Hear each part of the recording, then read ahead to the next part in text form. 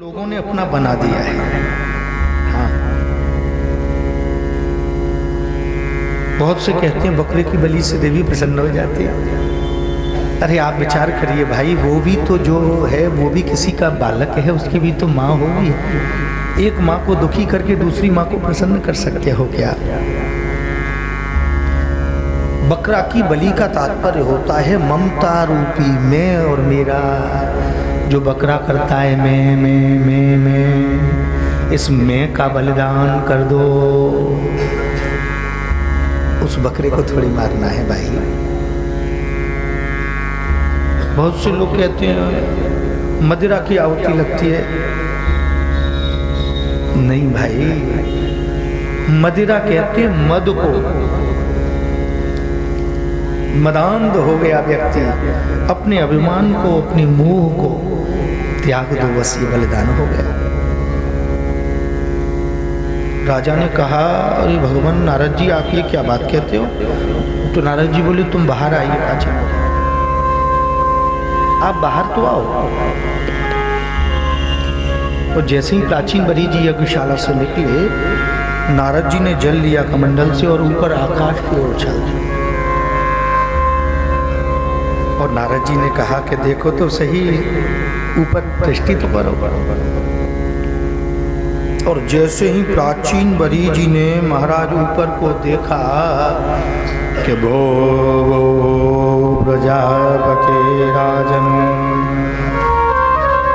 पशून पश्यतया भरे। जितने भी पशुओं को इन राजा ने बलि दान चढ़ाया था, जितने भी पशु थे, वो सब के सब पशु ऊपर को मुख खोलकर नीचे की तरफ मुंह करके खड़े थे। आ राजा, हम तेरी प्रतीक्षा कर रहे हैं। ये तो घबरा गए। बोले महाराज मैंने तो उद्धार का उपाय सोचा था, ये तो मैंने उधार ले लिया। मेरे उद्धार का उपाय बताओ। नारद जी के चरणों में गिर पड़े। और जब नारद जी की शरण में गए तो नारद जी ने उनको एक प्राचीन वृत्तांत सुनाया।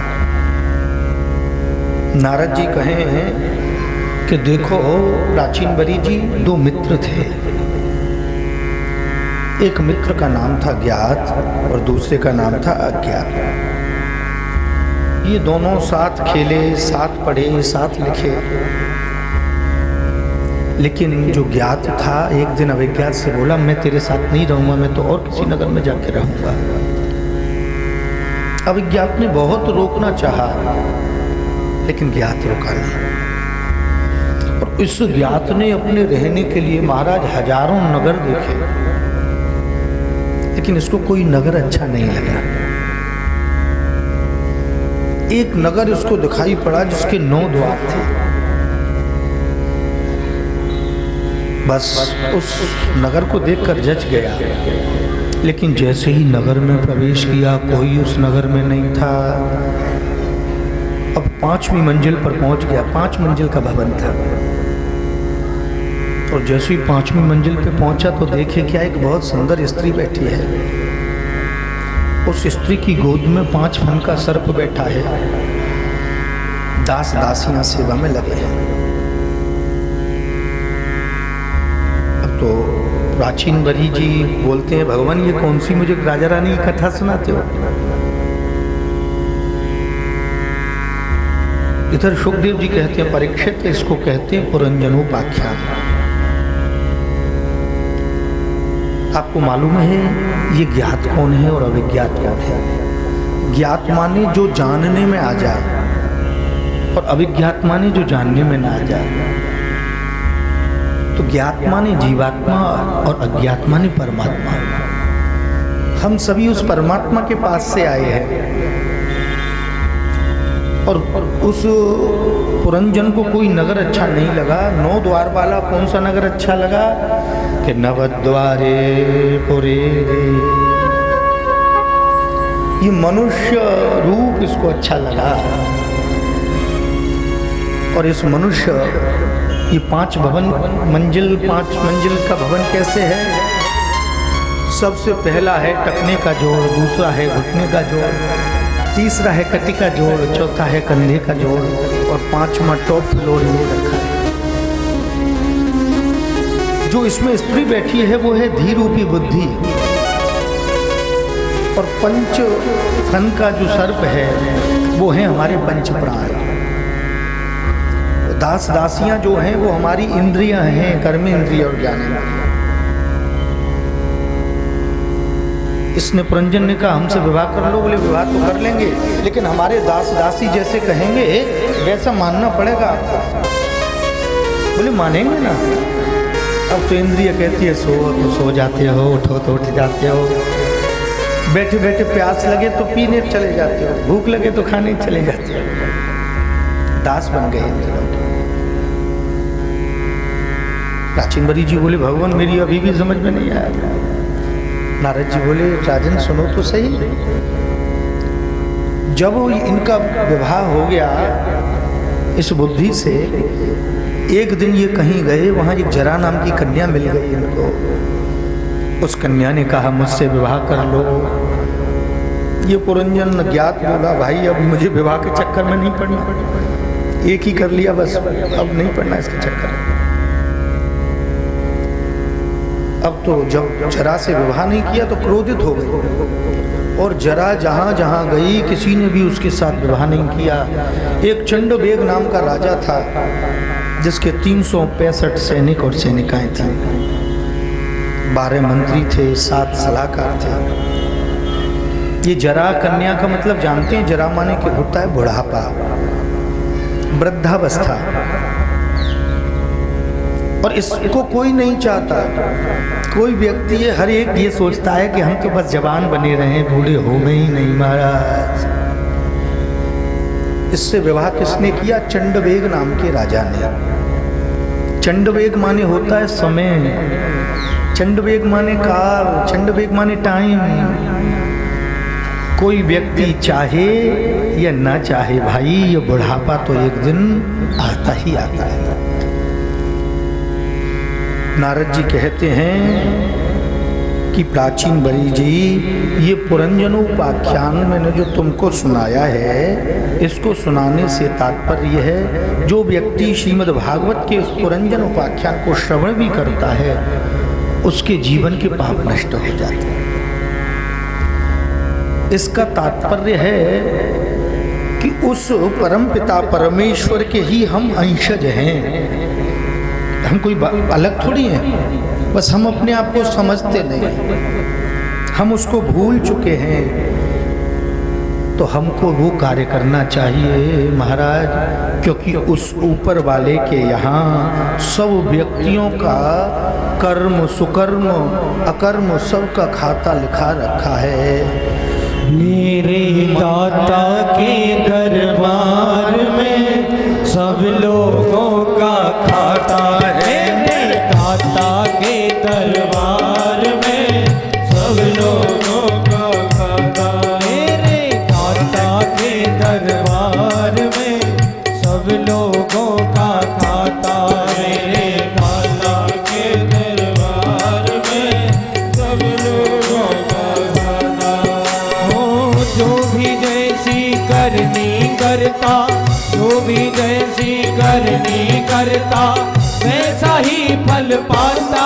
मेरे दाता के दरबार में सब लोगों का खाता है। मेरे दाता के दरबार में सब लोगों का सबका कर्म है।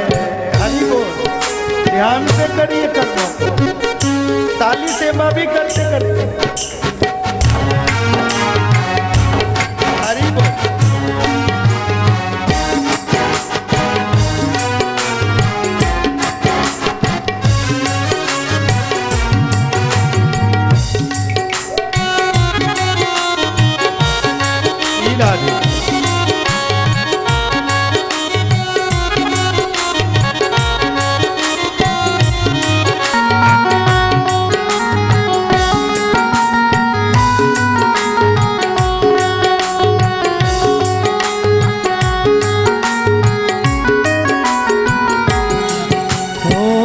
साधु क्या संत गृहस्थी, क्या राजा क्या रानी, साधु क्या संत गृहस्थी, क्या राजा क्या रानी। क्यों साधु क्या संत गृहस्थी, क्या राजा क्या रानी। प्रभु की पुस्तक में लिखी है, प्रभु की पुस्तक में लिखी है सबकी कर्म कहानी, वो सबकी कर्म कहानी। वह सबके जमा खर्च का सही हिसाब लगाता, मेरे दाता के दरबार में सब लोगों का जय हो। मेरे मालिक के दरबार में सब लोगों का दाता, मेरे मालिक के दरबार में सब लोगों का जय हो। आपको मालूम है महाराज हर दुनिया में हर कार्य में सब कुछ कर लो आप, बुरे कार्य को हम छुपा लेते हैं, अच्छे कार्य को दिखाते हैं, लेकिन वो देखता है उसको, और वहाँ उसके यहाँ किसी की नहीं चलेगी, न रुपया चलता न पैसा चलता उसको, झूमते हुए ताली सेवा करते।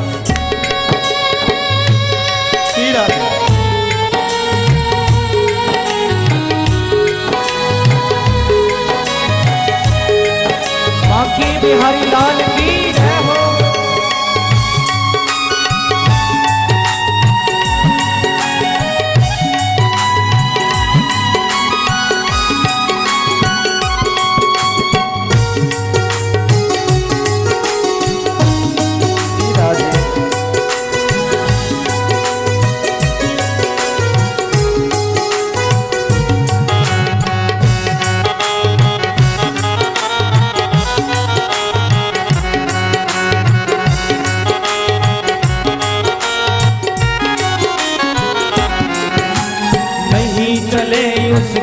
घर रिश्वत नहीं चले चालाकी, हो नहीं चले उसके घर रिश्वत नहीं चले चालाकी, नहीं चले उसके घर रिश्वत नहीं चले चालाकी। उसकी अपनी लेन देन की, हो उसकी अपनी लेन देन की रीत बड़ी है बाकी, वो रीत बड़ी है बाकी। पुण्य का बेड़ा पार करे वो पाप की नाव डुबाता, मेरे मालिक के दरबार में सब लोगों का गाता, मेरे मालिक के दरबार में सब लोगों का गाता। जो भी जैसी करनी करता, भी जैसी करनी करता, वैसा ही फल पाता, हर वैसा ही फल पाता। मेरे मालिक के दरबार में सब लोगों का गाता, मेरे मालिक के दरबार में सब लोगों का गाता।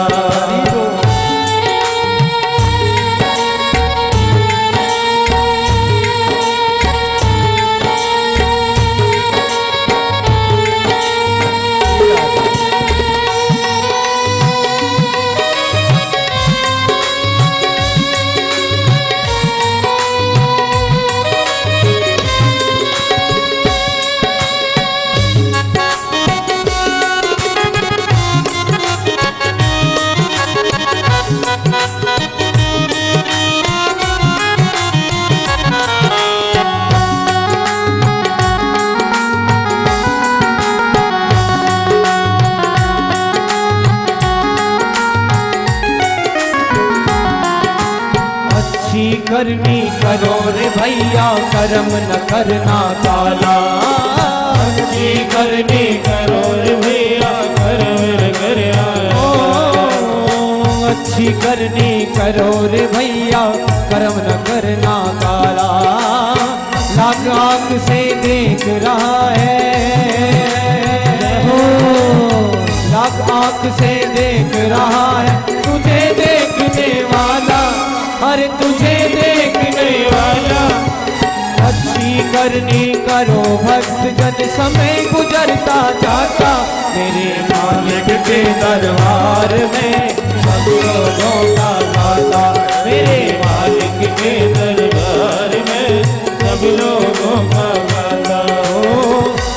जैसी करनी करता,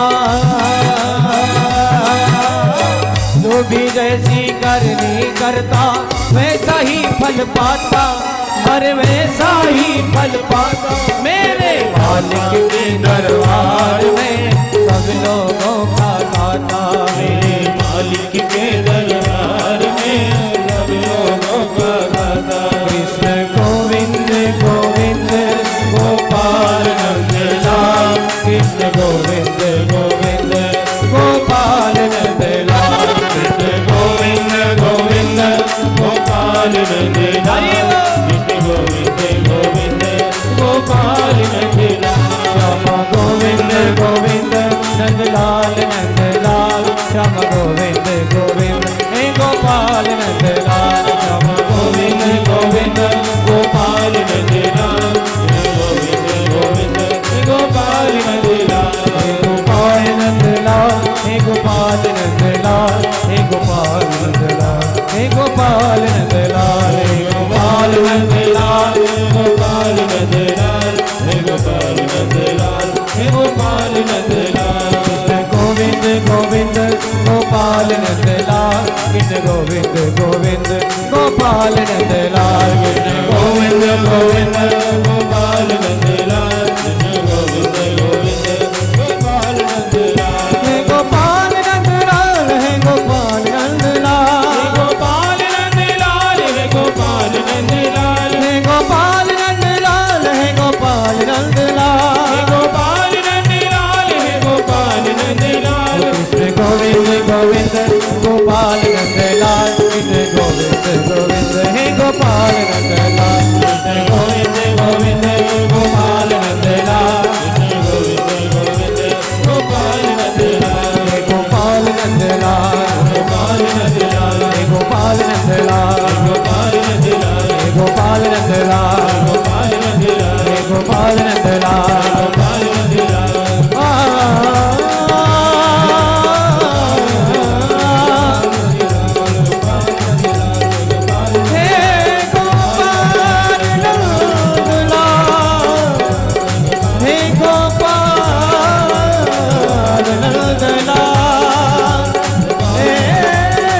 गोपाल नंदलाल। कृष्ण गोविंद गोविंद गोपाल नंदलाल, कृष्ण गोविंद गोविंद गोपाल नंदलाल, श्याम गोविंद गोविंद गोपाल नंदलाल, श्याम गोविंद गोविंद हे गोपाल नंदलाल। कर्म करते करते भूल जाते हैं कि हमको कोई देख भी रहा है। जिस कार्य से अगर हमको खराब लगता है वो कार्य कभी भी धर्म का नहीं हो सकता। प्राचीन वली जी को ज्ञान कराया। सुखदेव जी कहते हैं, राजन परीक्षित, इसी वंश वेल में आगे चलकर श्री भगवान ऋषभदेव जी का अवतार हुआ। बोलिए श्री ऋषभदेव भगवान। श्री ऋषभदेव जी के 100 पुत्र थे, जिनमें से सबसे बड़े पुत्र जिनका नाम था भरतस्तु महान भागवतो, परम भागवत हृदय श्री भरत जी महाराज। और ये जो ऋषभदेव जी का अवतार श्रीमद् भागवत में 8वां अवतार है, जो जैन धर्म के प्रवर्तक हुए।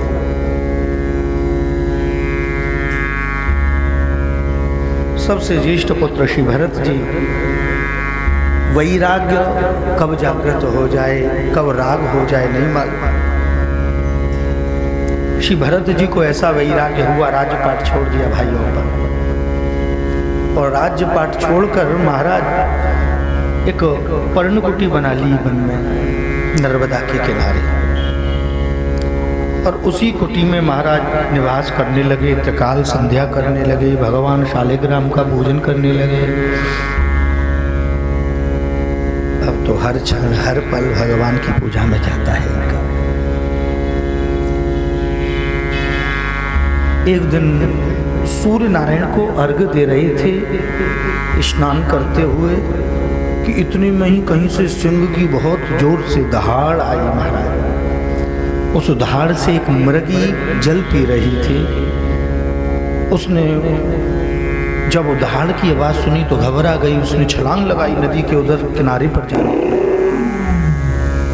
लेकिन इसका गर्भ उसी जल में गिर गया और इसका सर टकराया एक पत्थर से दूसरे किनारे पर। इसका प्राणांत हो गया और जो मृग का शावक था वो जल में बहता जा रहा था। श्री ध्रुव जी महाराज ने जो आपने कथा अभी सुनी, उसमें आपने देखा था भगवान को प्राप्त करने की कोई आयु सीमा नहीं है। ये कितने बड़े राजा हैं, लेकिन वैराग्य जागा तो संत हो गए, ऋषि हो गए, और राग जगा तो महाराज उस मृग के शावक को घर ले आए। जीव की रक्षा की ये तो सही है, लेकिन उस जीव में आसक्ति नहीं करनी, आसक्ति कर लिया।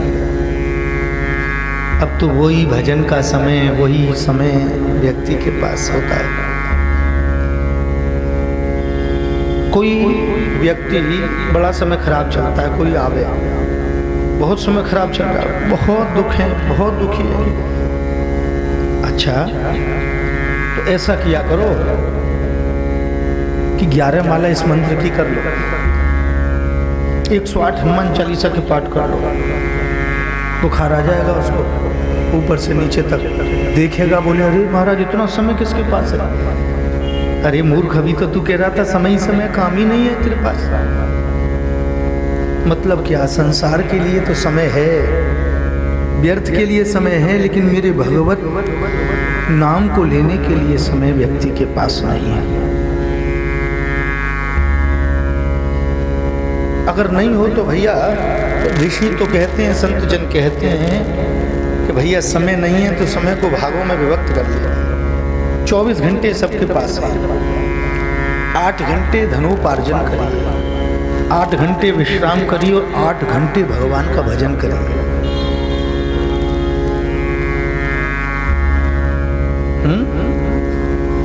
8 घंटे भजन, कितने व्यक्ति हैं जो 8 घंटे भजन कर रहे हैं? बोले महाराज 8 घंटे भजन हम निकल जाए महाराज। एक संत ने कहा कोई बात नहीं, चलो ऐसा करो, इस समय को अलग तरीके से डिवाइड करते हैं। 6 घंटे परमात्मा का भजन करो, 6 घंटे धनोपार्जन करो, 6 घंटे विश्राम करो, बच गए फिर भी 6 घंटे, मन चाहे जो आए वो काम करो। बोले महाराज 6 घंटे सोने के लिए तो फिर भी 8 कम पड़ते थे, 2 और कम हो गए इसमें। तो भाई 24 घंटे में से व्यक्ति 21 घंटे कुछ भी करे, लेकिन यदि ईमानदारी से 3 घंटे मेरे परमपिता परमेश्वर के लिए यदि निकाल लेगा तो उसके जीवन में कभी स्वप्न में भी कष्ट नहीं आ सकता। 3 घंटे केवल निकालता है, लेकिन वो भी नहीं निकलता। और नहीं निकलता तो फिर चक्कर लगाओ इधर से उधर, अब जिन पे जाओ, अब उन पे जाओ, सियाने पे जाओ, दीवाने पे जाओ, ज्योतिषी पे जाओ। अरे उसी समय को आप भगवान का भजन तो करो, विश्वास तो रखो, तो निश्चित फल देंगे। विश्वास वो फलदायक हो, फल देने वाला विश्वास होता है, ध्यान रखना कभी। अब तो महाराज ये भरत जी महाराज उस मृग शावक को लेकर आ गए। अब तो हर समय महाराज एक ही बात हो, अरे मृग छौना, अरे मृग छौना। अब तो वही मृग मृग, जिस जिह्वा से भगवान का नाम लिया जाता था, अब तो उसी जिह्वा से मृग मृग होने लग गई। एक दिन भरत जी ने सोचा त्रिकाल संध्या बंद हो गई, 2 समय की रह गई, अब 1 भी बंद हो रही है। बोले अब मैं तो स्नान करने जाऊंगा, वहां संध्या करके लौटूंगा। तो मृग को कुटिया में कर दिया, अंदर बाहर से घास फूस लगा दिया। उस पर्णकुटी में एक खिड़की थी। भरत जी तो चले गए महाराज, लेकिन उस खिड़की से देखा इस मृग शावक ने एक मृगों का झुंड जा रहा था। इस मृग शावक ने सोचा हमारी जैसी आंख, हमारे जैसे नाक, हमारे जैसे हाथ, यही हमारे जैसे लगते हैं, ये बाबा जी हमारा कोई नहीं। तो उस मृग शावक जो बड़ा हो चुका था, एक छलांग लगाई उस कुटिया से निकलकर और मृगों के झुंड में मिलके चला गया। अब तो भरत जी लौटे वहां से, और जब भरत जी लौटे तो भरत जी ने आवाज लगाई, अरे मृग छोना। अब तो महाराज हो तो आवे। अब तो भरत जी इधर देखें उधर देखें, अरे मृग छोना, अरे मृग छोना, मैं देख चुको एक एक कोना, तू मोकू कहूँ मिलो ना मृग छोना। और उस मृग में इतनी आसक्ति श्री भरत जी महाराज की हो गई कि मृग मृग मृग करते हुए अपना शरीर त्याग दिया। आसक्ति पता नहीं कब किससे हो जाए महाराज। और ध्यान देना, भरत जी को तो आसक्ति केवल एक मृग से हुई थी। हमारी आपकी अगर आसक्ति महाराज न जाने किन किन से है। मृग से आसक्ति हो गई और मृग मृग करके शरीर को छोड़ा तो अंत्यामति सागति। अंत में जो मती में था मृग मृग, तो मृग बनना पड़ा श्री भरत जी महाराज को। अब तो मृग बनकर याद रहा भरत जी को, तो उसी कुटी में आ गई। बोले अब किसी चक्कर में नहीं पड़ेंगे। उस मृग योनि में ही भगवान का ध्यान करते थे। समय अनुसार ये मृग योनि भी छूट गई भरत जी के। तो भरत जी को एक ब्राह्मण कुल में जन्म मिल गया। अब तो ब्राह्मण कुल में जन्म मिला हो तो भरत जी ने सोच ली नहीं कि इस जन्म में तो बोलना ही नहीं हो। जो सुख चाहे संसार को तो मूर्ख बन के ले। ज्ञानी बन के किसी को कुछ नहीं मिला, मूर्ख बनकर ही प्राप्त हो सकता है। अब तो भरत जी बिल्कुल बोलते नहीं। पिताजी ने भीषण पुत्र गायत्री मंत्र याद कराया, लेकिन याद करके नहीं दियो। अब तो एक समय ऐसा आयो कि पिताजी को समय नजदीक आ गया। और जब पिताजी को समय नजदीक आयो तो पिताजी ने सब भाइयों को बुलाया। भरत जी सबसे छोटे थे तो पिताजी ने सबसे कहा, देखो मेरे को कुछ हो गया यदि तो इस भरत का ध्यान रखना। चिंता नहीं करिए पिताजी, आप कोई चिंता नहीं करिए। इसको पहले भोजन कराएंगे तब हम बाद में भोजन करेंगे, आप निश्चिंत रहिए। काल चक्र के अनुसार इनके पिताजी का शरीर हुआ। उधर श्री भरत जी महाराज को सबसे पहले भोजन के लिए बिठा दिया। अपनी धर्म पत्नियों से बोल दिए कि देखो पहले हमारा भाई भरत भोजन करेगा तब हम भोजन करेंगे बाद में। अब तो महाराज देवर जी भोजन करें, भोजाई जी भोजन करा। भरत जी ने इस जीवन में किसी कार्य की ना करी नहीं, कभी ये सीखो नहीं, ये करोगे। अब तो भाभी जी ने पूछी भोजन के बारे में, ये भोजन लोगे, सब्जी लोगे। अब तो महाराज 10 पोत आटो मड़ गयो, लेकिन उनकी ऊहू खत्म नहीं हुई। जो घर में जो आटो रखो वो सब समाप्त है। लेकिन भरत जी तो पूछी कि भोजन करोगे और लोगे। भाभी बोली ये चकला बेलन धरे मूर्ति मार दो हमारे, हमें खा जा। सबरो आटो जम गए। अब तो भाई लोग आए, हमें भोजन लाओ भोजन लाओ। तो भोजन कहाँ से लाए महाराज, भोजन कहाँ से लाए? भोजन होगा, आटा ही नहीं बचा, तुम्हारे भाई भरत खा गया सब। तो भाइयों ने कह दिया अब सबसे बाद में कल से भोजन कराओ। भरत जी को पहले मिल जाए तो कोई गम नहीं, बाद में मिल जाए तो कोई बात नहीं। भरत जी ही प्रसन्न रहते हैं, जो भी झूठा कूटा बस्ता दे देते। खेत पे भेज दिया, इनसे खेत की रखवाली करवा। भरत जी से कही भरत तुम पक्षियों को देख लोगे? हाँ भैया देख लो। अब तो भाई लोग घर पर आ गए। अब तो चिड़िया जब आने लगी तो भरत जी बुलाने लगे, राम की चिड़िया राम को खेत। राम जी की चिड़िया राम जी को खेत, खाओ रे चिड़िया भर भर पेट। राम जी की चिड़िया राम जी को खेत, खाओ रे चिड़िया भर भर पेट। राम जी की चिड़िया राम जी को खेत, राम जी की चिड़िया राम जी को खेत, खाओ खाओ रे चिड़िया भर भर पेट। खाओ रे चिड़िया भर भर पेट। राम जी की चिड़िया राम जी को खेत, राम जी को खेत, खाओ रे चिड़िया भर भर पेट। खाओ रे चिड़िया भर भर पेट। ओ खाओ रे चिड़िया भर भर पेट। खाओ रे चिड़िया भर भर पेट। आओ करके अपने खेत में और बुला लिया। और दूर खड़े होके देखते हैं, ओहो नीले राम पीले राम बैगनी राम, कितने सुंदर सुंदर। देखो तो सही। अब तो सबने जाके सूचना दे दी, नहीं देखो देखो तुम्हारे खेत पर बड़े पक्षी हैं, बड़े पक्षी हैं। भाई लोग आए, क्यों भरत हमने तुमसे कहा था खेत में चिड़िया देख लोगे?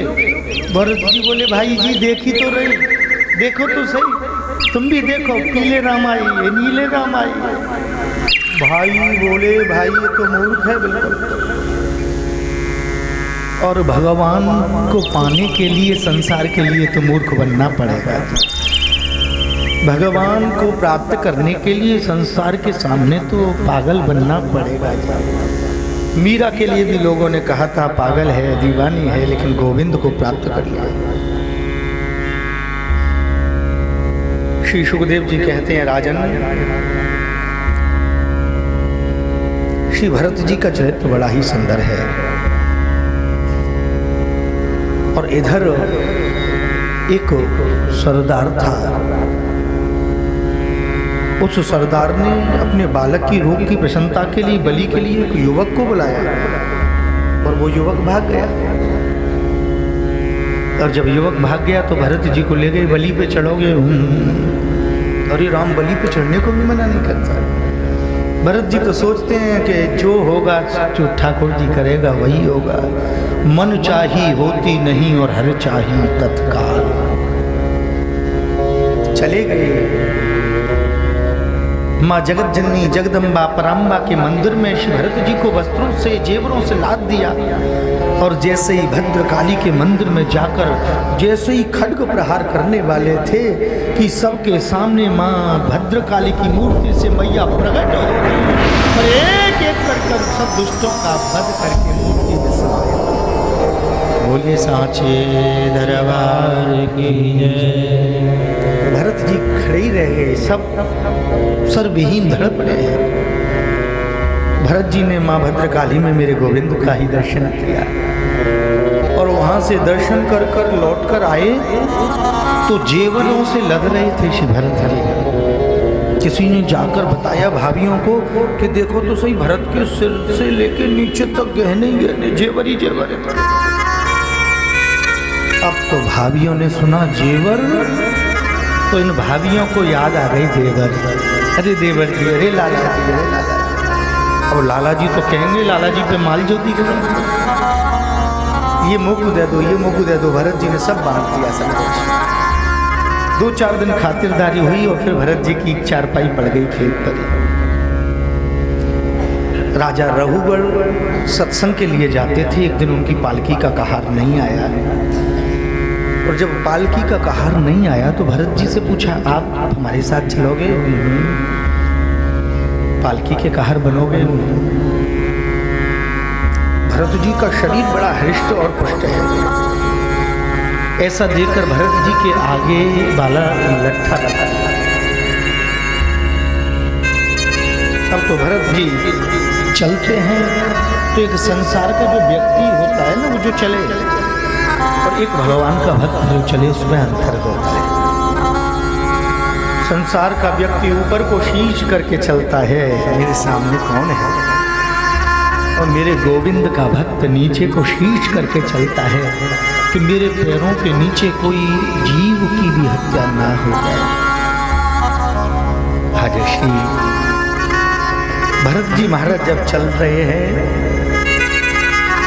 साधु चले पैया पैया चीटी को बजाएंगे, साधु चले पैया पैया चीटी को बजाएंगे, साधु चले पैया पैया चीटी को बजाएंगे। अरे भैया, अगर भजन गावे बैठेंगे तो ध्यान रख लेंगे, 10 बज जाएंगे यहाँ पे, हम तो कोई बात नहीं, तुम ही करोगे मैया मैया थोड़ी देर।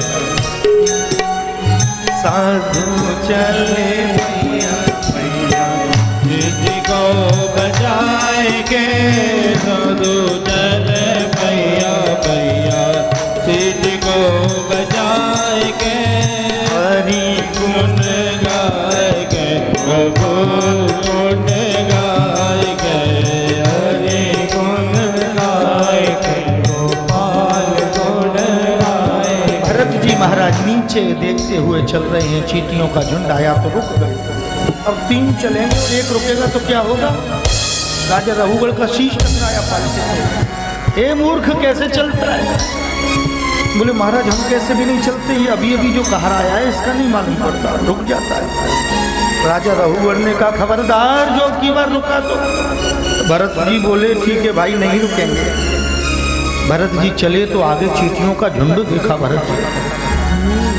भरत जी ने सोचा कि अगर अभी हम रुके तो अगला नाराज होगा, तो भरत जी महाराज थोड़ी देर के राम जी के भगत जी हनुमान जी बन गए महाराज। साधु चले पैया पैया चीटियाँ बजाएंगे, साधु चले पैया पैया चीटियाँ बजाएंगे, चीटियाँ बजाएंगे गोपाल गुण गाएंगे, चीटियाँ बजाएंगे गोपाल गुण गाएंगे, साधु चले पैया पैया चीटियाँ बचाएंगे। आज श्री भरत जी महाराज हनुमंत लाल बन गए थोड़ी देर के लिए।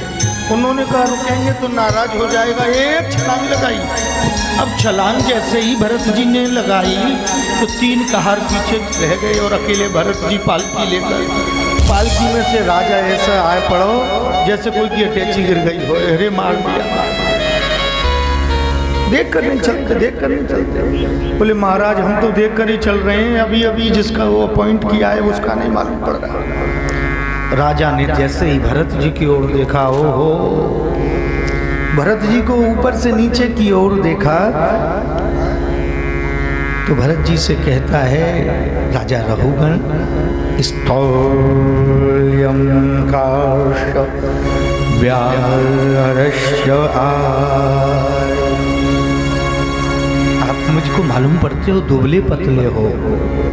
भरत जी तो हष्टपुष्ट हैं, लेकिन क्या कहता है दुबले पतले मालूम पड़ते हो, इसीलिए तुम पर भार सहन नहीं हुआ क्या? चिंता नहीं करिए, चिकित्साम दंड पाणिम, मैं आपकी चिकित्सा भी डंडे से करने वाला हूँ। आज भरत जी महाराज इस जन्म में पहली बार बोले। भरत जी कहते हैं राजन ध्यान से सुनो भैया, स्थूलता, निर्बल होना, बलिष्ठ होना, ये तो एक शरीर का ये भेद है। आत्मा तो अजर और अमर है। राजन जो आत्मा मेरे शरीर में है वही आत्मा तुम्हारे अंदर है। जो आत्मा एक हाथी के अंदर है वही आत्मा एक चींटी के अंदर है। आत्मा तो वही है। और तुम सोचते हो कि तुम्हारा भार, तो राजन किसका भार किस पर है? तुम्हारा भार पालकी पर, पालकी का भार कंधे पर, कंधे का भार कटी पर, कटी का भार घुटने पर, घुटने का भार टकने पर, और टकने का भार पृथ्वी पर। इस पृथ्वी का भार आखिरकार कौन पर है? सबका भार उसी पर है। हम तो सोच बैठते हैं कि इसका भार है, इसका भार है, इसका भार है, लेकिन निश्चित सत्य जानिए सबका भार नंद नंदन अखंड कोट गुण ब्रह्म परमात्मा श्री कृष्ण के ही ऊपर ही है, उसी के ऊपर सब भार। और राजन, तुम अभिमान रूपी इस पालकी पर बैठकर सत्संग जाते हो, उस सत्संग का कोई लाभ नहीं है। सत्संग करते करते वर्षों बीत गई राजन। अब तो महाराज जब रघुवर ने ऐसे ही वचन सुनी तो चरणों में गिर गया।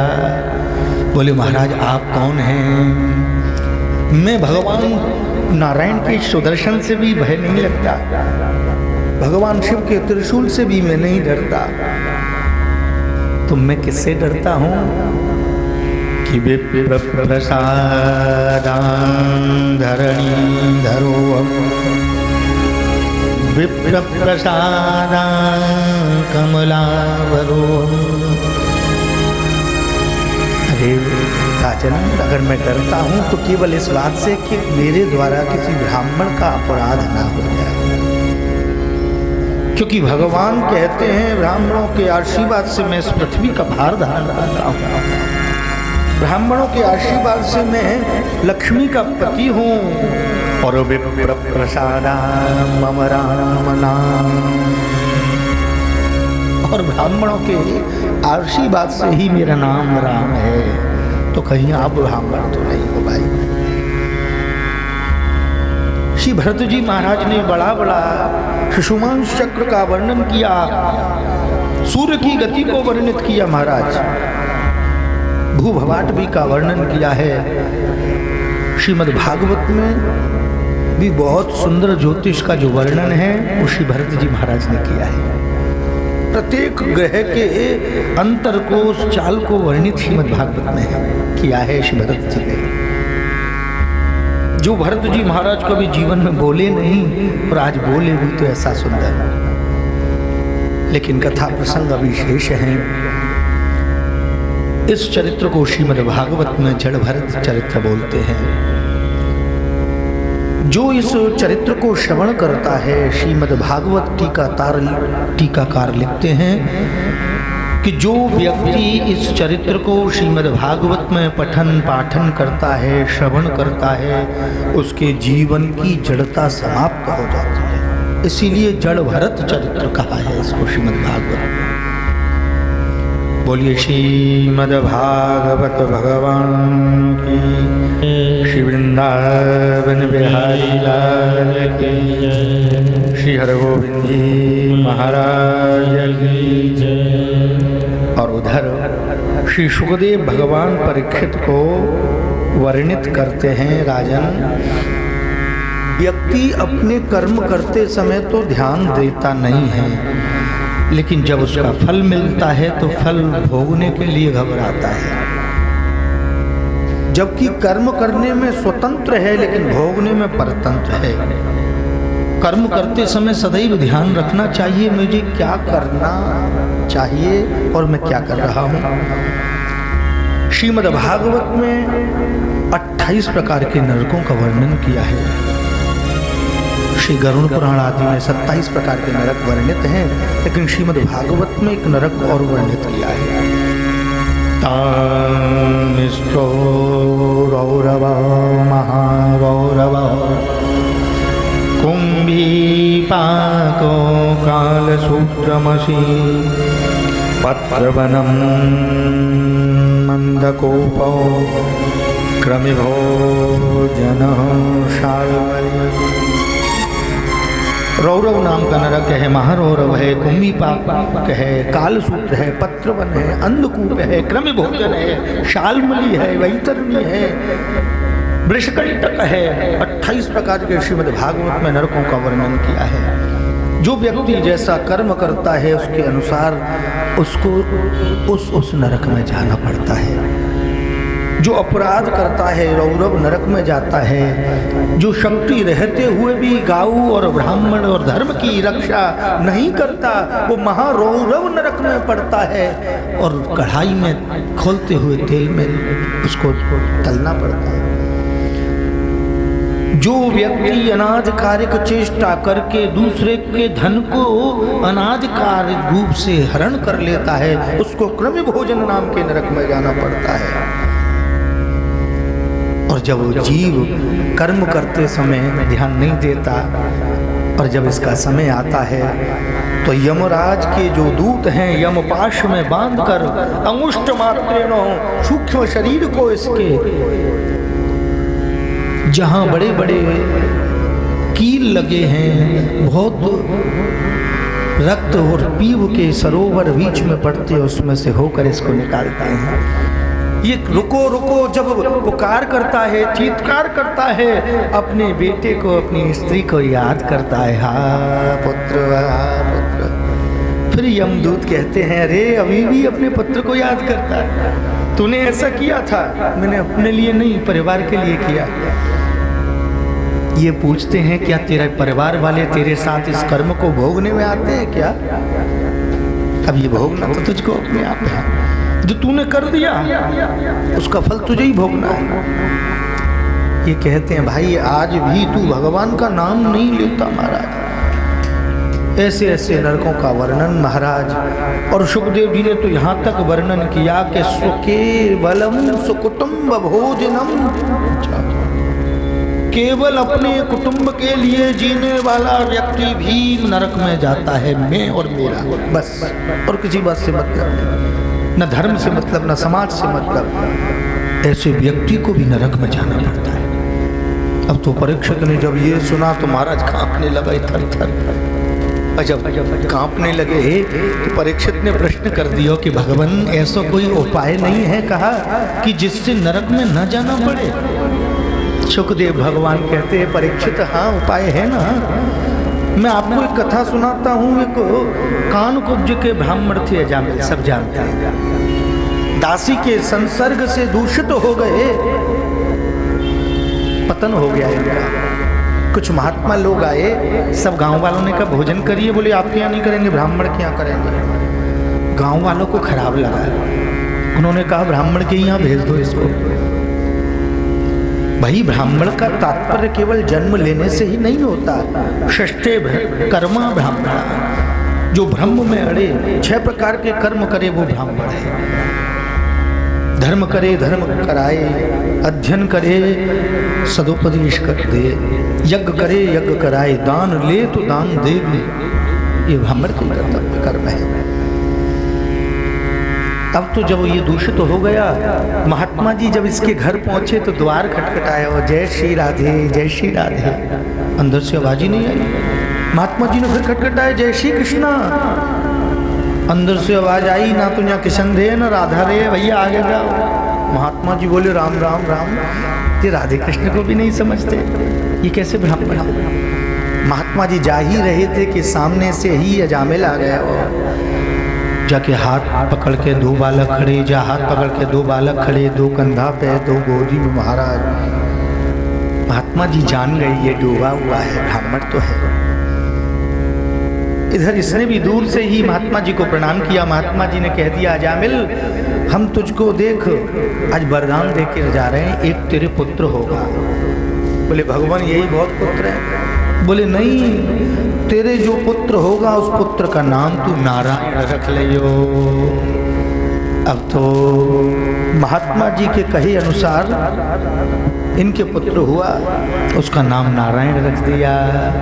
अब तो छोटा पुत्र पेशने भी विशेष, अब तो नारायण इधर गयो, नारायण पानी लियो, नारायण बिस्तर लगइयो, नारायण नारायण। अब तो सोते जागते उठते बैठते चलते नारायण नारायण नारायण नारायण नारायण। और एक समय वो समय आ गया ऐसा, इसका अंत समय तो इसको लेने के लिए यम के दूत आए।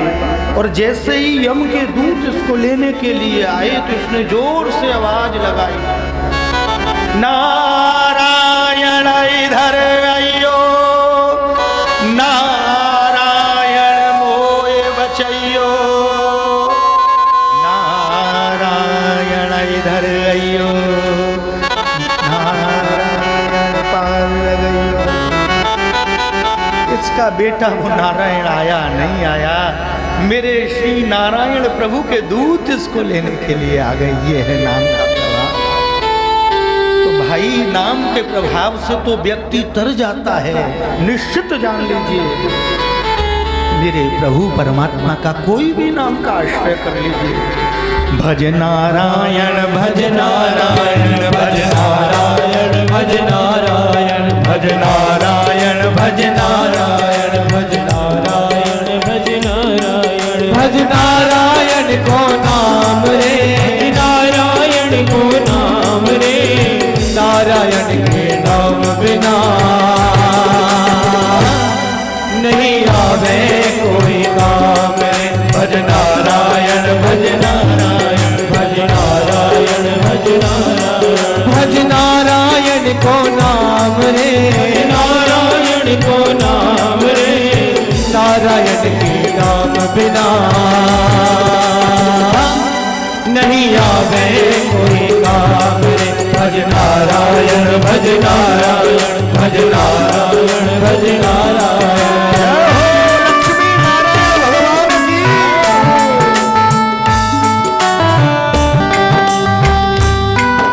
हरि बोल।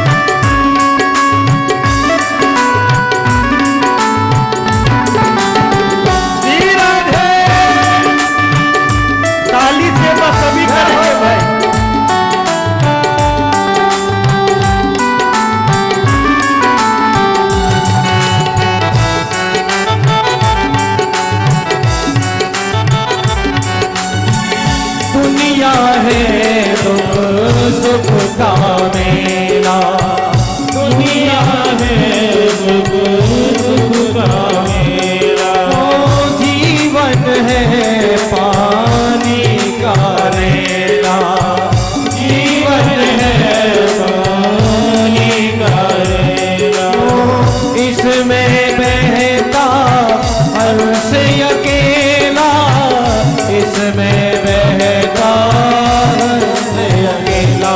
भज नारायण भज नारायण भज नारायण भज नारायण भज नारायण को नाम रे, नारायण को नाम रे, भज नारायण को नाम रे, भज नारायण को नाम रे, नारायण के नाम बिना नहीं आवे कोई काम रे। भज नारायण भज नारायण भज नारायण भज नारायण भज नारायण भज नारायण भज नारायण भज नारायण भज नारायण भज नारायण भज नारायण भज नारायण भज नारायण भज नारायण भज नारायण भज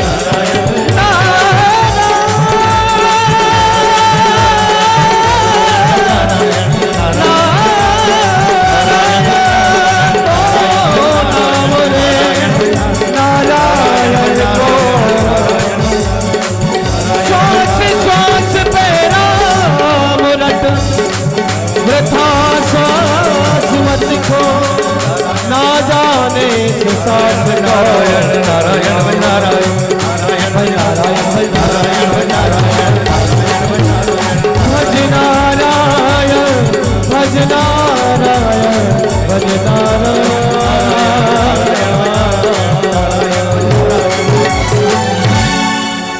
भज नारायण को नाम रे, नारायण को नाम रे, नारायण के नाम बिना नहीं आवे कोई काम। भज नारायण भज नारायण भज नारायण भज संसार में कोई किसी के काम नहीं आता, काम आता है मेरे गोविंद का जो नाम स्मरण, जो संग्रह कर लोगे वही आएगा और कोई आएगा ही नहीं। अजामिल जैसा पापी भी नाम आश्रय करके तर गया भाई, तो जब यदि आप और हम उस नाम का आश्रय कर लेंगे तो फिर क्या नहीं हो सकता। सुखदेव जी भगवान वर्णन करते हैं, राजन उधर देवताओं को मद हो गया, मदांध हो गए। इंद्र अपनी सभा में बैठा हुआ नृत्य का आनंद ले रहा था। उसी समय शिव बृहस्पति जी महाराज पधारे। इंद्र ने मुख फेर लिया कि इनको प्रणाम करना पड़ेगा, ये गुरुजी भी कहाँ से आ गया। जब गुरुजी ने ये बात देखी तो गुरुजी वहां से तो चले आए, लेकिन गुरुजी नाराज हो गए। और शास्त्र कहता है कि जब गुरु रूठ जाए, गुरु नाराज हो जाए, तो उस व्यक्ति की तपस्या नष्ट हो जाती है, उसके पुण्य समाप्त हो जाते हैं, वो वैभवहीन हो जाता है। अब तो देवता भी धीरे धीरे उनके जो पुण्य थे क्षीण होने लगे। इंद्र ने ब्रह्मा आदि जी से प्रश्न किया, भगवान ये क्या हो रहा है। ब्रह्मा जी ने कहा, इंद्र तूने गुरुजी का अपमान किया, उसका दंड है। बोले, भगवान वो तो ठीक है, मैं अपमान की क्षमा मांग लूंगा, लेकिन वो मिले तो सही मुझको कम से कम। वो तो मिलते भी नहीं मुझे। बोले क्या करें। बोले पुण्य समाप्त होते जा रहे हैं। तो बोले एक यज्ञ का अनुष्ठान रखते हैं। जब तक सभी देवताओं को भेज दिया कि देखो बृहस्पति जी महाराज कहाँ चले गए, वो रूठ गए, उनको मनाना पड़ेगा। तो यज्ञ कौन करावे। तो विश्वरूप जी को आचार्य बना लिया। विश्वरूप जी को आचार्य बना के यज्ञ आरंभ हुआ। तो उस समय विश्वरूप जी ने इंद्र को नारायण कवच का उपदेश किया। जलेषु मां रक्षदमस्य मूर्तिर् यादो गणेभ्यो वरुणस्य पाशात्। श्रीमद् भागवत में नारायण कवच बड़ा ही दिव्य है। इस कवच को जो नित्य प्रति पाठ करता है, उसका संसार का जीव वशीभूत उसके हो जाते हैं, ऐसा लिखा है। जब किसी व्याधि में जीव घिर जाए तब भी इसका नारायण कवच का अनुष्ठान किया जाता है। इसमें मेरे गोविंद के नामों के द्वारा सभी अंगों में प्रार्थना है। विश्वरूप जी ने नारायण कवच इंद्र को दे दिया, लेकिन बिना गुरु आज्ञा से इसका पाठ नहीं करना चाहिए। जब गुरु या कोई संत जन ये दे में तभी इसका पाठ करना है। लेकिन दिव्यात दिव्य है ये नारायण कवच। इंद्र को ये कवच दे दिया, यज्ञ आरंभ हो गया। और जब यज्ञ हुआ तो उसमें विश्वरूप जी आहुति देते थे, स्वाहा, और एक आहुति दे देते थे पीछे से चुपके से बाहर। इंद्र ने देखा ये क्या हो रहा है। इंद्र ने ध्यान से देवताओं से कहा कि इन पे दृष्टि रखिए। देवताओं ने दृष्टि रखी तो मालूम पड़ गया। बोले ये आहुति ये दैत्यों को भी दे रहे हैं, ऐसा क्यों। बोले इनकी जो माता जी थी वो असुरों के कुल से थी, तो एक आहुति देवताओं की देते बोलकर, और एक मौन आहुति अपने ननिहाल पक्ष के दैत्यों की ओर से भी देते। इंद्र को क्रोध आ गया कि देखो तो सही,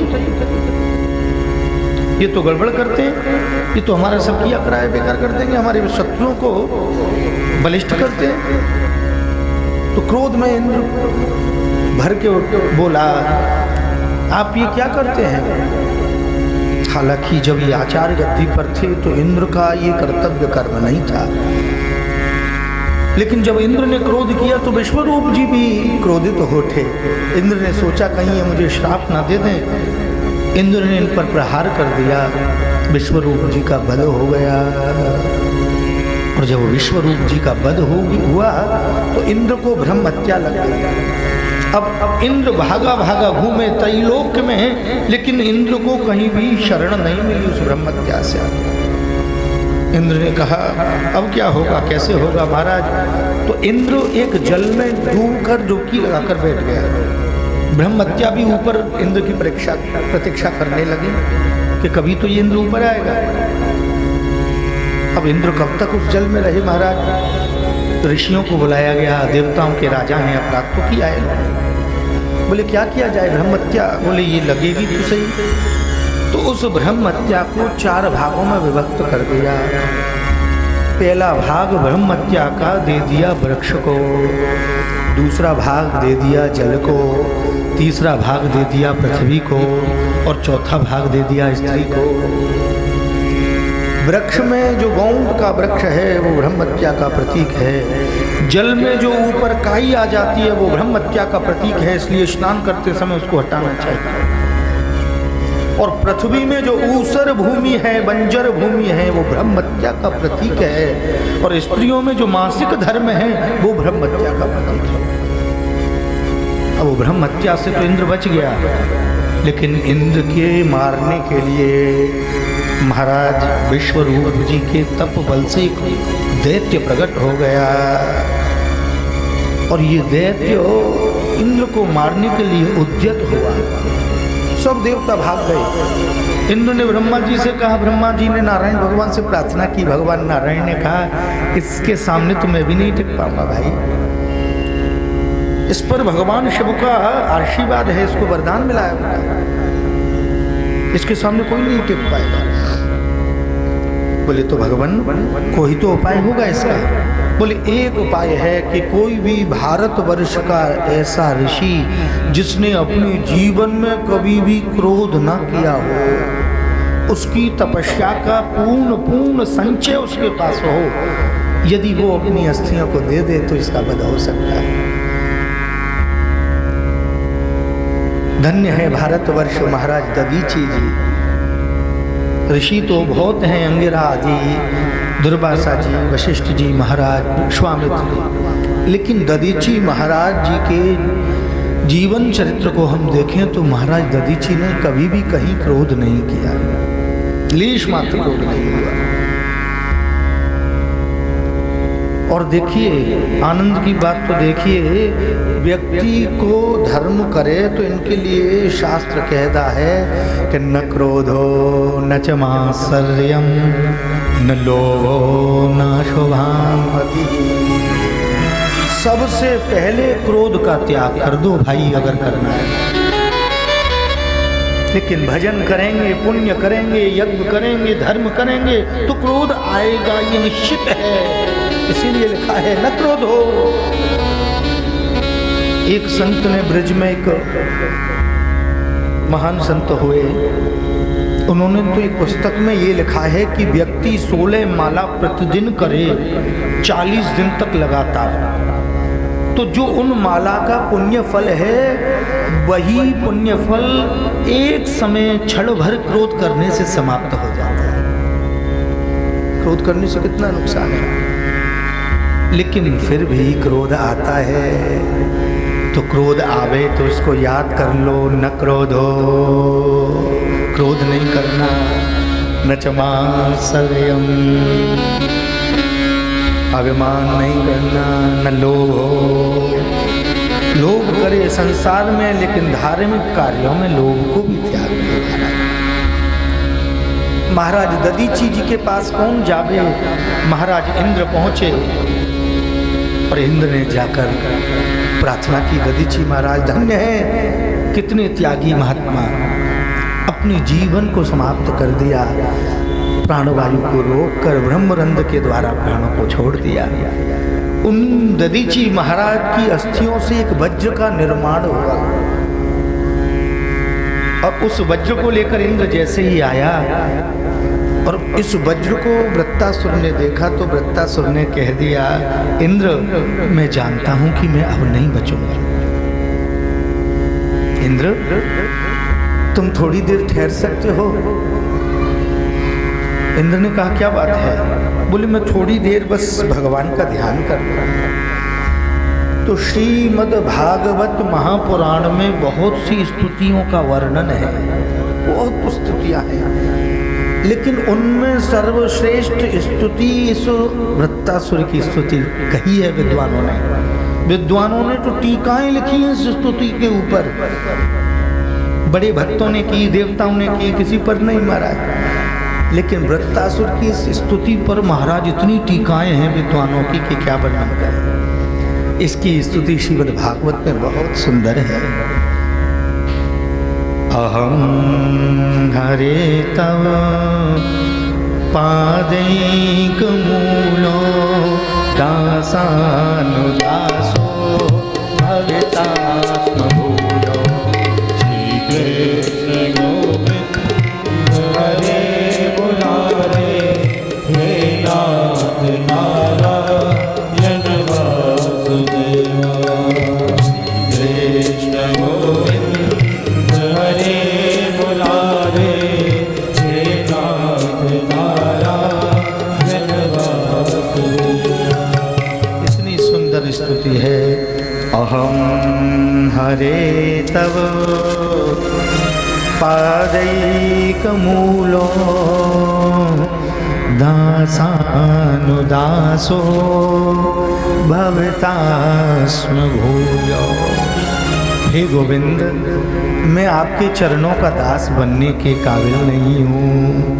अगर जरा सी भी मेरे ऊपर आपकी करुणामयी दृष्टि यदि हो तो हे गोपाल, मैं आपके चरणों के दासों के दासों के दासों के दासों का दास हो जाऊं। मुझको पर इतनी कृपा कर देता। और कैसी कृपा करना कि प्रियम प्रियेव। गोविंद, जैसे एक नव दंपति का विवाह हुआ और उस पुरुष को दूर प्रदेश में जाना पड़ा, तो जैसे वो स्त्री छटपटाती है कि मेरे प्रियतम कब पधारे, मैं उनका दर्शन करूं, तो जो लालसा उस प्रिया के प्रियतम के प्रति है, ऐसी लालसा आपके चरणों के प्रति गोविंद मेरी हो जाए। अजात पक्षा। गोविंद, मेरे मन में आपके प्रति ऐसी करुणा हो जाए कि जैसे एक चिड़िया का बालक छोटा सा घोंसले में बैठा है और प्रतीक्षा करता है कि मेरी माँ कब मेरे लिए वो दाना लेकर आएगी, और वो चिड़िया अपने मुंह में भर भर कर उस दाने को, उस बच्चे को, उस बालक को खिलाते में जो उसको आनंद मिलता है, तो गोविंद आपके चरणों का ऐसा ही आनंद मेरे हृदय में हो। हे गोपाल, जैसे गाय को दोहा जाता है और गाय को दोहते समय एक व्यक्ति बछड़े को पकड़कर खड़ा हो जाता है और वो बछड़ा छटपटाता है कि कैसे भी मैं इस साकल को, इस राशि को तोड़ दूं और जाकर अपनी माँ के थनों से, स्तनों से लग जाऊं। तो जो लालसा उस बछड़े में अपनी माँ गाय के प्रति है, ऐसी लालसा मेरे हृदय में आपके चरणों के प्रति हो जाए। बहुत सुंदर है। अब तो वृत्तासुर ने जब इस स्तुति का गान किया तो इंद्र बोला, अरे वृत्तासुर, मैं तेरा वध नहीं करूंगा, तू तो भगवान का भक्त है। और आपको मालूम है, ये भाव जब जिस व्यक्ति के हो जाएगा तो उसको फिर कभी कष्ट नहीं हो सकता। हम इस संसार के प्रति तो मांगते हैं परमात्मा से, लेकिन परमात्मा से ये नहीं कहते गोविंद हमारे हृदय में भी ऐसी लगन तू लगा, ऐसी लगन तू लगा दे गोविंद कि तेरे चरणों के प्रति मैं तड़पता। मुझे ऐसी लगन तू लगा दे कि तेरे बिना पल ना रहूं। मुझे ऐसी लगन तू लगा दे कि तेरे बिना पल ना रहूं। मैं तेरे बिना पल ना रहूं। मैं तेरे बिना पल ना रहूं। मैं तेरे बिना पल ना रहूं। तेरे बिना पल ना रहूं। मजा इश्क वाला है साथ खा दे कि मेरे बिना पल ना रहूं। ये तो प्यार वाला है साथ खा दे, मैं तेरे बिना पल ना रहूं। मुझे ऐसी लगन तू लगा दे मैं तेरे बिना पल ना रहूं। मुझे ऐसी लगन तू लगा दे, मैं तेरे बिना पल ना रहूं।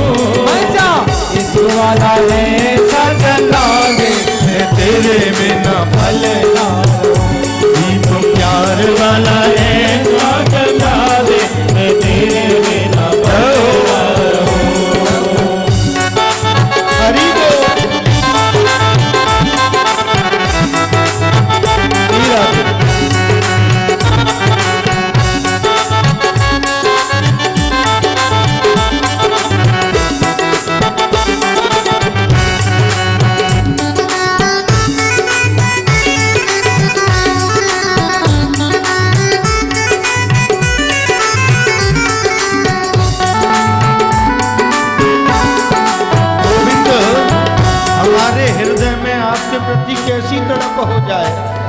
गोपाल से प्रार्थना करेंगे सभी। और यदि आप चाहते हो आपके हृदय में भी मेरे गोविंद की भक्ति का दीप दीप्त हो, तो आनंद से झूमते हुए ताली से हाथों से करते हो। जैसे जल बिन मछली पल ना दिए, जैसे जल बिन मछली पल ना दिए, जैसे जल बिन मछली पल ना दिए, जैसे जल बिन मछली पल ना दिए, ऐसे तड़पू में घड़ी घड़ी तेरे लिए, ऐसे तड़पू में घड़ी घड़ी दिल में प्यार वाला दीप जला दे, दिल में प्यार वाला दीप जला दे, मैं तेरे बिना पल ना रहूं, दिल में प्यार वाला दीप जला दे, मैं तेरे बिना पल ना रहूं। मुझे ऐसी लगन तू लगा दे, मैं तेरे बिना पल ना रहूं। मुझे ऐसी लगन तू लगा दे, मैं तेरे बिना पल ना रहूं। हरि बोल।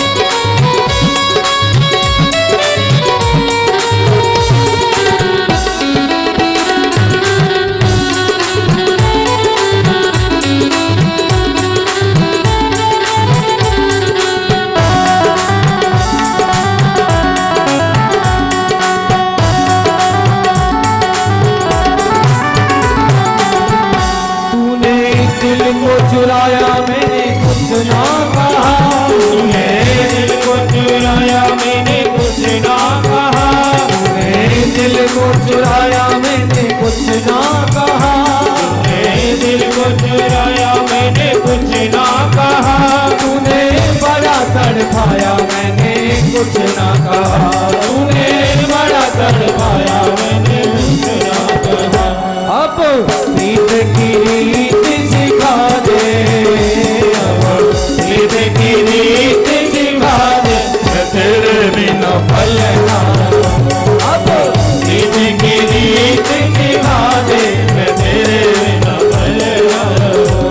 मुझे ऐसी लगन तू लगा दे, मैं तेरे बिना पल ना रहूं। मुझे ऐसी लगन तू लगा दे, मैं तेरे बिना पल ना रहूं। मैं तेरे बिना पल ना रहूं, तेरे बिना पल ना रहूं, मैं तेरे बिना पल ना जीऊं, तेरे बिना पल ना जीऊं। मजा प्यार वाला ऐसा जगा दे, मजा प्यार वाला ऐसा जगा दे, मैं तेरे बिना पल ना रहूं। वाला है आज जगा दे, मैं तेरे बिना पल ना रहूं। ऐसी लगन तू लगा दे, मैं तेरे बिना पल ना रहूं, मुझे तेरे बिना पल ना रहूं, मैं तेरे बिना पल ना रहूं, मैं तेरे बिना पल ना रहूं, मैं तेरे बिना पल ना रहूं, मैं तेरे बिना पल ना रहूं। मुझे ऐसी लगन तू लगा दे, मैं तेरे बिना पल ना रहूं। गोविंद से प्रार्थना करो तो गोविंद के लिए ही करो। गोविंद मेरे हृदय में आपकी भक्ति का दीप उद्दीप्त हो। वृत्तासुर पर वज्र का ना चाहते हुए भी प्रहार इंद्र ने किया। इसमें से एक ज्योति निकली, भगवान के वैकुंठ में जाकर भगवान के चरणों में विलीन हो गए। परीक्षित ने पूछा, भगवान ये वृत्तासुर था कौन? पूर्व जन्म। क्योंकि अंत समय में बड़े बड़े ज्ञानी व्यक्ति की भी मति भगवान में नहीं लगती है, इसकी कैसे लगे? शुकदेव जी कहते हैं, परीक्षित ये पूर्व जन्म में चित्रकेतु नाम का गंधर्व था। माता पार्वती और भगवान शिव बैठे थे, गोदी में देवी पार्वती बैठी थी। हंसने लगा, देखो बाबा दादी को। पार्वती जी ने श्राप दे दिया, जा राक्षस हो जा। ये भोलेनाथ की शरण में गिर गया।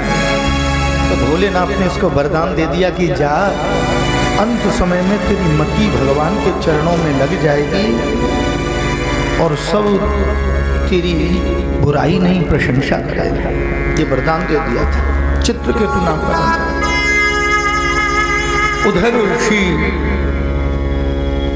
सुखदेव जी महाराज वर्णन करते हैं राजा जो हिरण्याक्ष नाम के दैत्य का जब वध कर दिया भगवान ने 12 बनकर, तो उनका भाई हिरण्यकश्यपु तपस्या करने के लिए चला गया था।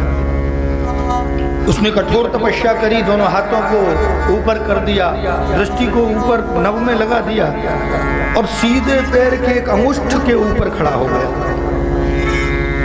ऐसी कठोर तपस्या किया और तपस्या कर जब इसकी तपस्या पूर्ण हुई तो श्री ब्रह्मा जी महाराज ने सोचा भाई तपस्या का फल तो देने जाना पड़ेगा। आप कोई भी माला फेंक करते हो, भजन करते हो, पूजन करते हो, भगवान फल जरूर देते हैं। भगवान कभी भी किसी की धूप बत्ती भी नहीं रखता है। हाँ, तो जो जैसा करता है उसको उसी के अनुसार फल मिलता है। हिरण्यकश्यपु को वरदान देने के लिए ब्रह्मा जी आए तो ब्रह्मा जी ने कहा मांगो वरदान क्या चाहिए। हिरण्यकश्यपु बोला कि मुझे ये वरदान दे दो मैं अमर हो जाऊं। ब्रह्मा जी बोले भाई ये तो मैं नहीं दे सकता, मुझको भी सृष्टि के अंत में शरीर को छोड़ना पड़ता है, ये वरदान मैं तुम्हें कैसे दे सकता हूं। तुम कोई और वरदान मांग सकते हो। तो हिरण्यकश्यपु सोचने लग गया। ब्रह्मा जी बोले भाई जल्दी वरदान मांग ले, सब लेट ठहरे अपने अपने घर में पंजाब इनके ताई, जल्दी वरदान मांग ले, जल्दी नरसिंह भगवान को बुला, सब अपने घर में को जा। हिरण्यकश्यपु बोला कहा तपस्या करी है, ऐसे ही थोड़ी बुलाया था।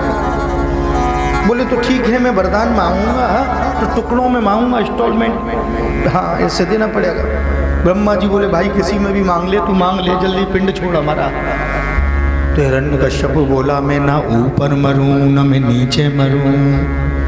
ब्रह्मा जी बोले चल ऐसा हो, न मैं बाहर मरूं न मैं भीतर मरूं, चल ऐसा ही होगा। न अस्त्र से मरूं न शस्त्र से मरूं, चल ऐसा ही होगा। न पशु से मरूं न मनुष्य से मरूं। ब्रह्मा जी बोले भाई तू कहता क्या जा रहा है, मैं ऐसा ही होगा ऐसा ही होगा। पशु नहीं मारेगा मनुष्य नहीं मारेगा तो कौन मारने आएगा। ब्रह्मा जी बोले चल ऐसा ही होगा, भगवान देख लेंगे तुझे। और ब्रह्मा जी ये वरदान दे दो कि तुम्हारा बनाया हुआ सृष्टि का कोई व्यक्ति मुझे न मार सके। ब्रह्मा जी बोले चल ऐसा भी होगा। बोले ठीक है तो ये वरदान और दे दो, न दिन में मरूं न रात में मरूं। ब्रह्मा जी बोले मिटे फिर मरेगा कब, तू दिन में नहीं मरेगा, रात में नहीं, बाहर नहीं, भीतर नहीं, कब मरेगा आखिर। लेकिन ब्रह्मा जी बोले चल ऐसा ही होगा, 12 महीनों में से 1 महीने में भी ना मरूं। ब्रह्मा जी बोले तू एक बात बता, तू का बाबरो समझे वे में जो दाढ़ी सफेद वैसे ही पड़ गई का, मैं 12 महीना 12 ही महीना हो मैं तेरे में हो गई नहीं। लेकिन हिरण्यकश्यपु बोला देना पड़ेगा, आप कहते जा रहे हो। ब्रह्मा जी तो कहते कहते ऐसा ही होगा ऐसा ही होगा बोल गए। और ब्रह्मा जी ने सोचा 13वां महीना कहाँ से आवेगा। लेकिन ब्रह्मा जी तो कहकर चले गए भगवान ने 13वां महीना जो पुरुषोत्तम मास बनाया इसी के लिए बना दिया महाराज। अब तो वरदान देकर ऋषि ब्रह्मा जी चले गए। अब तो हिरण्यकश्यपु जिस मनुष्य को ये पता है कि मुझको मरना है वो कसर छोड़ता है संसार में, गलत से गलत जो भी कार्य है सबको कर लेगा। मालूम है मरना है, कुछ नहीं जाना फिर भी। और जिसको ये पता लग जाए कि मुझे मरना ही नहीं है तो वो क्या करेगा, बर पा गया बर पा गया, बर पा गया, ब्रह्मा भी चक्कर खा गया, ब्रह्मा भी चक्कर खा गया, पा गया। अल्लाह कर दिया न हो तप्यम न दातव्यम, कोई यज्ञ नहीं करेगा, कोई दान नहीं देगा, जो नहीं करेगा पाप उसका मार दिया जाएगा बाप, जो करेगा पुण्य मार मार हंटर कर दिया जाएगा, शरीर उसका सुन्न मारा। अब तो ढिढोरा पिटवा दिया, कोई भजन ही नहीं करे। लेकिन सज्जनों ये निश्चित जान लीजिए मेरे परमात्मा श्री कृष्ण सत्संग व्यवस्था वैसे ही कर देते। जो बाहर बड़ा शेर बनता है, जो बाहर बड़ा शेर बने, वो घर में जाके बिल्ली बनना पड़ेगा। अब तो ऐसा है गयो कि बाहर कोई नाम नहीं लेगा, इसके डर से कोई भगवान का नाम तक नहीं लेता, कोई कीर्तन ही नहीं करता कोई भी। लेकिन इसके घर में ही इसका बेटा एक प्रहलाद बड़े आनंद से भगवान का कीर्तन करता है। राधे कृष्णा राधे कृष्णा कृष्णा कृष्णा राधे राधे, राधे श्याम राधे श्यामा श्याम श्यामा राधे राधे, राधे कृष्णा कृष्णा कृष्णा राधे राधे, राधे श्याम राधे श्यामा श्याम श्यामा राधे राधे, राधे कृष्णा कृष्णा कृष्णा राधे राधे, राधे श्याम श्यामा श्याम श्यामा राधे राधे, राधे कृष्णा कृष्णा कृष्णा राधे राधे, राधे श्याम श्यामा श्याम श्यामा राधे राधे, राधे कृष्णा कृष्णा कृष्णा राधे राधे, राधे श्याम श्याम श्याम राधे राधे, राधे कृष्णा कृष्णा कृष्णा राधे राधे, राधे श्याम श्याम श्याम राधे, राधे कृष्णा कृष्णा कृष्णा राधे राधे, राधे राधे श्यामा श्यामा श्यामा राधे राधे राधे, राधे कृष्णा कृष्णा कृष्णा राधे राधे, कृष्णा राधे श्यामा श्यामा राधे राधे, राधे कृष्णा कृष्णा कृष्णा राधे राधे, ओ राधे श्यामा श्याम श्यामा राधे राधे, राधे कृष्णा कृष्णा कृष्णा राधे राधे, राधे श्याम श्याम श्याम राधे राधे, कृष्णा कृष्णा कृष्णा राधे राधे, राधे श्याम श्याम श्याम राधे, कृष्णा कृष्णा कृष्णा राधे राधे, राधे राधे श्यामा श्यामा श्यामा राधे राधे राधे, राधे कृष्णा कृष्णा कृष्णा राधे राधे, ओ राधे श्यामा श्याम श्यामा राधे राधे, राधे कृष्णा कृष्णा कृष्णा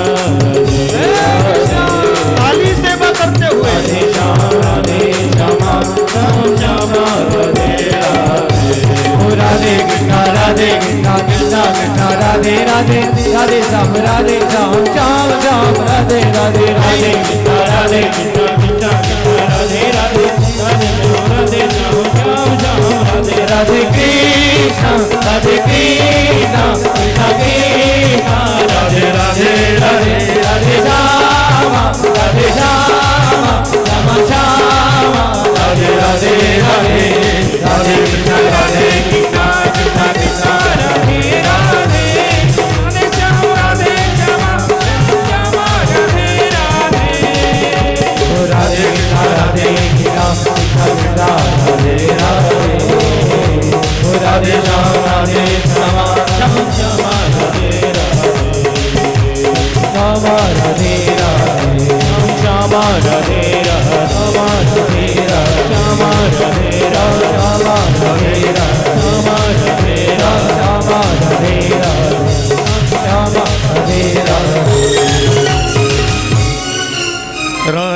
कृष्ण राधे कृष्ण कृष्ण कृष्ण राधे राधे राधे श्याम राधे श्याम श्याम श्याम राधे राधे श्याम श्याम राधे राधे। इसके घर में ही श्री प्रहलाद जी महाराज बड़े आनंद से झूमते हुए कीर्तन करते हैं। हिरण्यकश्यपु ने देखा ये आवाज कहाँ से आती है, सेवकों को भेजा जाओ जाकर देख के आओ ये आवाज कहाँ से आती है कीर्तन की, हमारे शत्रु का नाम लेते हैं। सेवक चुपचाप खड़ा हो गया, जाते क्यों नहीं? बोले क्षमा कीजिए भगवान ये आपके घर में से ये आवाज आती है। अरे राम हमारे घर में से आवाज? जाकर देखा तो बेटा प्रहलाद झूमता हुआ भगवान का नाम स्मरण कर रहा। मेरो राधा रमन गिरधारी गिरधारी श्याम बनवारी। मेरो राधा रमण गिरधारी गिरधारी श्याम बनवारी। ओ मेरो राधा रमन गिरधारी गिरधारी श्याम बनवारी। मेरो राधा रमण गिरधारी गिरधारी श्याम बनवारी। ओ गिरधारी श्याम बनवारी गिरधारी श्याम बनवारी। गिरधारी श्याम बनवारी गिरधारी श्याम बनवारी। मेरो राधा रमन गिरधारी गिरधारी श्याम बनवारी। मेरो राधा रमण गिरधारी गिरधारी श्याम बनवारी। गिरधारी श्याम बनवारी श्याम गिरधारी श्याम बनवारी श्याम गिरधारी श्याम बनवारी श्याम गिरधारी श्याम बनवारी श्याम गिरधारी श्याम बनवारी श्याम गिरधारी श्याम बनवारी श्याम। मेरो राधा रमन गिरधारी गिरधारी श्याम बनवारी। मेरो राधा रमण गिरधारी हिरण्यकश्यपु आवाज लगा रहा है, हिरण्यकश्यपु आवाज लगा रहा है, लेकिन प्रहलाद जी झूम रहे हैं। मेरे गोविंद के नाम में डूब चुके हैं। हरि आ जाओ हरि आ जाओ हरि आ जाओ हरि आ जाओ हरि आ जाओ हरि आ जाओ हरि आ जाओ हरि आ जाओ हरि आ जाओ हरि आ जाओ हरि आ जाओ हरि आ जाओ। छोटा सा संसार हरि आ जाओ एक बार। मेरा छोटा सा संसार हरि आ जाओ एक बार। मेरा छोटा सा संसार हरि आ जाओ एक बार। तू मेरा है मैं तेरा हूँ, तू मेरा है तेरा हूँ। मेरा छोटा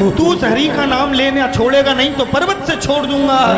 प्रहलाद जी ने कहा पिताजी ये तो नियम है, तुम छोड़ो या मैं छोड़ूं, लेकिन भगवान का नाम छोड़ने योग्य नहीं है, तुझको विष पिला दूंगा। पिताजी फिर भी भगवान का नाम छोड़ने योग्य नहीं है, तो ये बता कि कहाँ है तेरा वो राम। प्रहलाद जी ने कहा पिताजी मुंह में राम तू में राम, जिस खड्ग से मारने की बात करते हो इस खड्ग में भी राम और इस खम्भे में भी राम है। मुंह में राम तू में राम या खड्ग और खम्भ में राम। हिरण्यकश्यप बोला प्रहलाद आज उस तेरे राम को ही देखना है। अब तो हिरण्यकश्यप दौड़ा उस खम्भे की ओर। आज तेरे माँ महीना में तो में खड़ग खम्भ में सब ही में जगदीश, सब ही में जगदीश। अब तो खड्ग लेकर खम्भे की तरफ दौड़ा कि नृसिंह भगवान प्रकट हो गए। बोलिए नृसिंह भगवान की चारों हाहाकार हो गया। सिंह की दहाड़ लगाकर भगवान नृसिंह का वो स्वरूप कैसा था, ना वो पशु थे ना मनुष्य थे। सिंह का मुख था, मनुष्य का स्वरूप था, अधिक का मांस था। अब तो हिरण्यकश्यप से भगवान नृसिंह कहते हैं बोल हिरण्यकश्यप तूने वरदान मांगा था, देख ले तेरे माँ महीना मैंने तुझे लिए बनाया है। न दिन है न रात है, दोनों वक्त मिले हुए हैं। न बाहर है न भीतर है, देहरी पर है न ऊपर है न नीचे है। मैं तुझे अपनी गोद में मारूंगा, न अस्त्र है न शस्त्र है। अपने नखों से महाराज ऐसा युद्ध हुआ, महाराज ऐसा युद्ध हुआ, भगवान नृसिंह ने हृदय विदीर्ण कर दिया। बोलिए नृसिंह भगवान वन बिहारी लाल की। भगवान नृसिंह ने उस हिरण्यकश्यप का हृदय विदीर्ण कर दिया। नरसिंह हरे नरसिंह हरे नरसिंह हरे नरसिंह हरे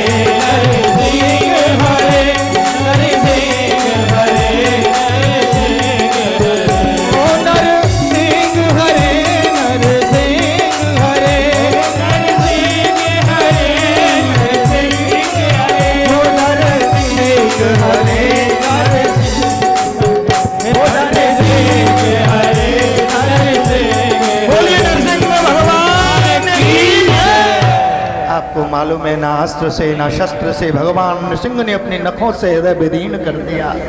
न बाहर न भीतर देहरी पर। और देखिए श्री नृसिंह भगवान नारायण है, मुस्कुराते हैं तो मधुर है, क्रोध करते हैं तो भी मधुर लगते हैं। कल यहाँ कथा में सभी लोग समय से पधारेंगे, क्योंकि जब श्रोता नहीं आएंगे तो कथा का आनंद नहीं। कल 2 बजे सभी श्रोतागण पधारेंगे और कथा में कल बड़े आनंद से कोई भी हाथरस में गोपाल धाम नहीं, सब गोकुल में पधारेंगे। कल हमारे यहाँ कन्हैया को जन्म महोत्सव भी है। और कल देखिए कन्हैया को तो हम जय श्री राधे कहेंगे और इस वर्ष को राधे राधे कहेंगे। इसीलिए कल बहुत आनंद से यहाँ नंदोत्सव मनाया जाएगा। शाम को कीर्तन का भी आनंद होगा। भगवान का नृसिंह का ध्यान करते हुए उस अधरम मधुरम का आनंद लेते हुए आरती प्रसादी लेकर ही घर जाएंगे। अधरम मधुरम वदनं मधुरम नयनं मधुरम हसितं मधुरम। अधरम मधुरम वदनं मधुरम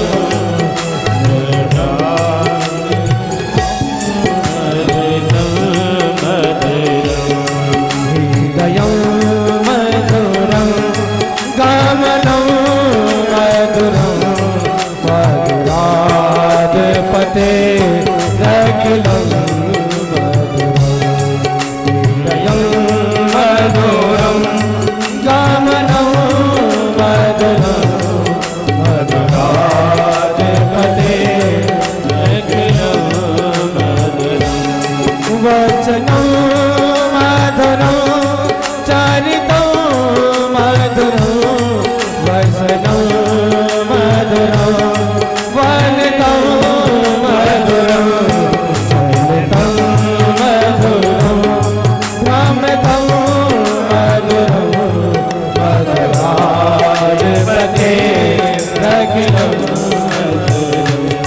वेणुर्मधुरो वेणुर्मधुरो मधुरो मधुरो निजं मधुरं सखं मधुरं मधुराधिपते रखिलं मधुरं मधुराधिपते रखिलं मधुरं गीतं मधुरं सखं मधुरं